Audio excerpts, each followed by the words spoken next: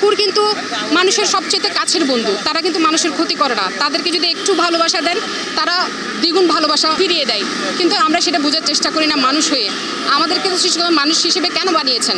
আজিয়া আগস্টের 7 তারিখ বিকেল 4টা বাজে ইস্পাহানির মোড়ত উগ্র প্রতিবাদ সমাবেশ ও মানববন্ধন গড়ে। তাদেরকে বাঁচিয়ে রাখার দায়িত্ব কিন্তু আমাদের মধ্যে পড়ে, কিন্তু আমরা সেটা না করে আমরা নিজেরাই কিন্তু নিজেদের ক্ষতি করতেছি, তাদের ক্ষতি করে, তাদেরকে হত্যা করে। তো যারা এই কাজ করছে তাদেরকে বলতে চাচ্ছি, তোমরা এইসব কাজ করবা না।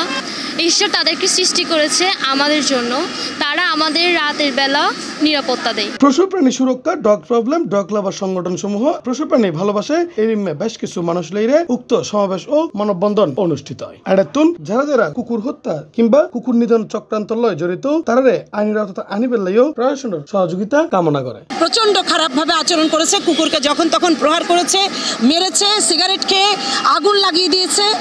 শুধু তাই না, যখন তখন চলার পথে একটা হাতে লাঠি নিয়ে লেজে বাড়ি দেয়, রাস্তায় যখন যেখানে পায় তাদেরকে ওইভাবে পিটায়।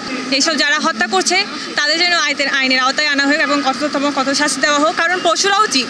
পশু প্রাণী সুরক্ষা কমিটির সভাপতি ফাহামিদুর রহমানের সভাপতিত্বে উক্ত প্রতিবাদ সভায় বহু পশু লাভারল উপস্থিত আছে। C+